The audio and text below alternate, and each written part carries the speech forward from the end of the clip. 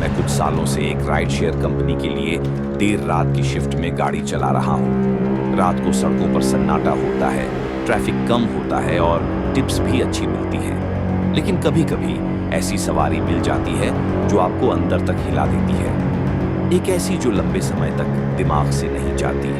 यह एक आम रात थी। मेरी पुरानी कार सन्नाटे में सड़क पर दौड़ रही थी। करीब 2:30 मुझे शहर के बाहरी इलाके के एक इंडस्ट्रियल क्षेत्र से पिकअप रिक्वेस्ट मिली। ये थोड़ा अजीब लगा। वहां कोई घर नहीं, कोई बार नहीं, सिर्फ खाली गोदाम और बंद पड़े कारखाने थे। मैंने थोड़ा संकोच किया, लेकिन काम तो काम होता है, इसीलिए मैंने राइड एक्सेप्ट कर ली और उस तरफ बढ़ गया।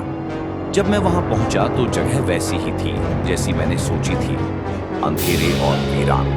मेरी हेडलाइट्स ने एक अकेली शख्सियत को उजागर किया जो फटी पुरानी लंबी कोट पहने खड़ा था।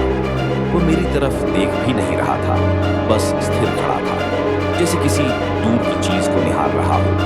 कुछ अजीब महसूस हुआ, लेकिन मैं सीधे वहां से जा भी नहीं सकता था, इसलिए मैंने दरवाजे अनलॉक कर दिए। वो बिना कुछ कहे गाड़ी के अंदर आकर बैठ गया। उसका चेहरा बेहद पीला था, मानो वह बीमार हो, और उसकी गंध ऐसी थी जैसे वह बहुत दिनों तक जमीन के नीचे रहा हो। मैंने घबराहट को दबाते हुए पूछा, कहाँ जाना है? कुछ देर की चुप्पी के बाद उसने एक ऐसा पता बताया जिसे मैं पहचान नहीं पाया। मैंने कार चलाई, सड़क पर नजरें टिकाए रखी, लेकिन मुझे महसूस हुआ कि वह मुझे रियर व्यू मिरर में घूरे जा रहा था। कुछ मिनट ऐसे ही निकल गए और सन्नाटा असहनीय लगने लगा।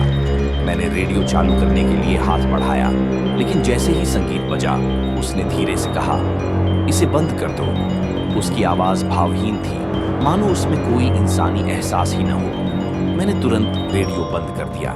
कुछ और मिनट निकल गए, फिर अचानक उसने पूछा, क्या तुमने कभी किसी ऐसे इंसान को गाड़ी में बिठाया है जिसे यहाँ नहीं होना चाहिए था?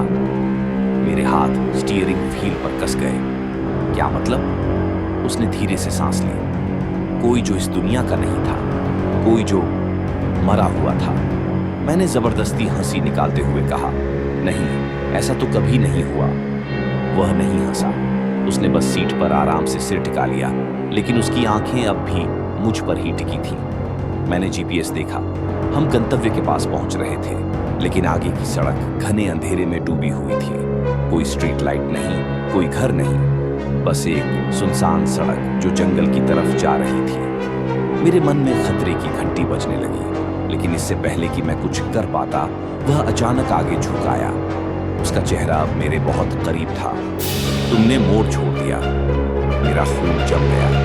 मैंने कुछ भी नहीं छोड़ा था। जीपीएस के मुताबिक हम सही रास्ते पर थे, लेकिन उसके लहजे में कुछ ऐसा था जिसने मुझे हिलाकर रख दिया। मैंने गहरी सांस लेते हुए कहा, तुम सही जा रहे हैं। उसने कोई जवाब नहीं दिया, बस सीट पर सीधा बैठ गया। मैंने एक बार फिर रियर व्यू मिरर में देखा, वह गायब था। मेरा दिल धड़कना भूल गया। मैंने झटके से ब्रेक मारा और पीछे देखा। पीछे की सीट खाली थी। मेरा पूरा शरीर कांपने लगा। मैंने चारों तरफ देखा, लेकिन बाहर कोई नहीं था। दरवाजे खुले भी नहीं थे, न ही कोई आवाज आई थी। वो पूरी तरह अकेला था। मैंने ऐप चेक किया, राइड अब भी एक्टिव थी, गंतव्य अब भी वही था, लेकिन कार में कोई यात्री नहीं था। डर से कांपते हाथों से मैंने फोन उठाकर राइड कैंसिल करने की कोशिश की, लेकिन तभी एक फुसफुसाहट मेरे कानों के पास, तुम्हें मुड़ना चाहिए था। मैंने झटके से गर्दन घुमाई, लेकिन गाड़ी में कोई नहीं था। अब और देर नहीं की। मैंने पूरी ताकत से एक्सेलरेटर दबाया और शहर की ओर भागा, जब तक एक रोशनी से भरा पेट्रोल पंप नहीं दिखा।